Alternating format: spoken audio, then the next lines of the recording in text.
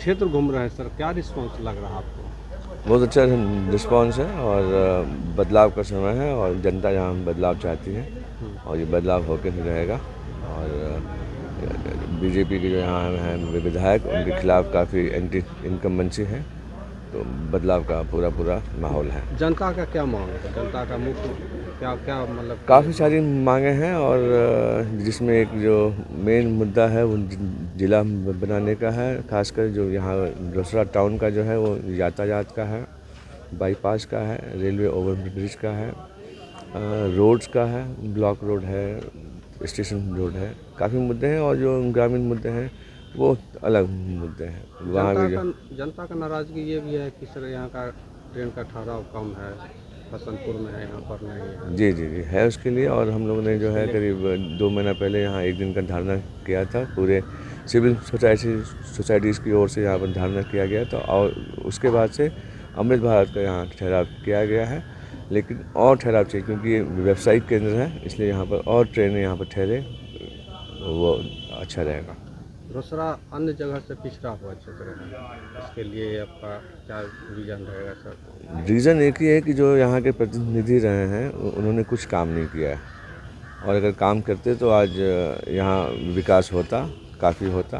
अगर आप यहाँ जाइए तो स्टेडियम जो है वो गजेंद्र सिंह जी के टाइम में बना था। अगर वहाँ आप जाके अगर एक घंटे की बारिश हो जाती है तो आधा स्टेडियम जो है वो तालाब हो जाता है। उसी तरह यहाँ जो है ब्लॉक रोड अगर आप जाएंगे तो वो रोड की स्थिति आज से 15 साल जो पहले थी आज भी वही स्थिति है। रेलवे स्टेशन रोड है, वहाँ की भी स्थिति वही है। तो यहाँ विकास के नाम पर कुछ नहीं हुआ है। यहाँ अगर आप यहाँ से अगर आप कांकर घाट जाएँ उस रोड में अगर आप चलें तो अब हमको लगता है कि जो रास्ता आप 7 मिनट या 8 मिनट में काट सकते हैं, उसके जाने के लिए आपको कम से कम 1 घंटा लगेगा।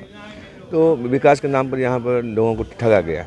लेकिन नीतीश कुमार तो अपने अथी में बहुत विकास भी किए हैं, उनके विकास का तो एक मायने में नहीं, देखिए आप जाकर के आप पत्रकार हैं, आप एक बार जो है ब्लॉक रोड जाइए, वहाँ रोड देख के आइए। अगर वही विकास है तो इस विकास को हम लोग धिक्कारते हैं।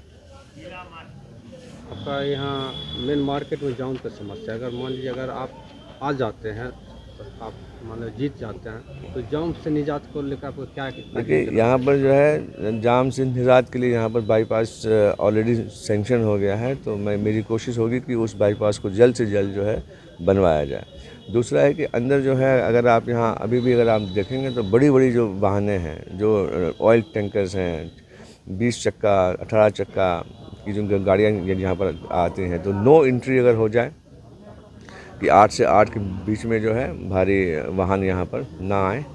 और भी यहाँ पर जो है फिर ट्रैफिक कांस्टेबल्स, यातायात पुलिस अगर यहाँ पर हो तो उस पर कंट्रोल किया जा सकता है। आपके आने से समाज में कितना फायदा होगा? देखिए मेरे पास जो है 35 साल का प्रशासनिक अनुभव है, और जनता की जो समस्या है वो 3 जगहों पर उसका जो है समाधान होता है। वो है DM district magistrate, CM chief minister और पीएम प्राइम मिनिस्टर। मैंने तीनों के साथ काम किया है, तो मुझको मालूम है कि काम कैसे किया जाता है, कैसे करवाया जाता है। तो इससे लग रहा है कि यहाँ के जनता को फायदा हो पाए? बिल्कुल होगा।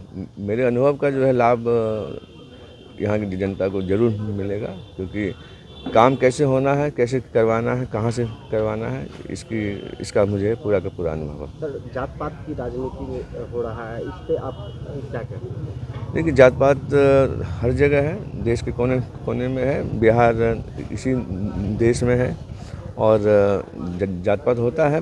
लेकिन जहाँ तक इस विधानसभा का सवाल है, मुझे हर समाज से समर्थन मिल रहा है, और ये चीज़ आप 14 नवंबर को जब काउंटिंग हो तब आपको पता चलेगा। सर, आप कई बार चुनाव लड़े हैं, उस चुनाव में आपको क्या रिस्पॉन्स? नहीं, मैं ये पहली बार चुनाव लड़ रहा हूँ, है ना। और वैसे अपने छात्र जीवन में जो है कॉलेज का चुनाव भी लड़ा है, हॉस्टल का चुनाव लड़ा है, लेकिन पॉलिटिकल चुनाव जो है ये मैं पहली बार। विरासत में भी सर आपका मतलब?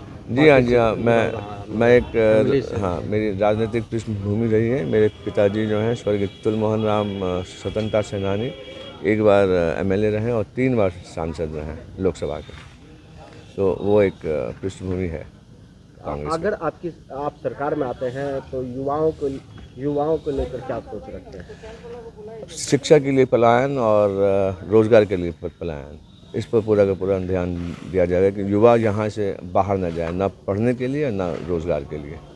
मेन मुद्दा वही रहेगा।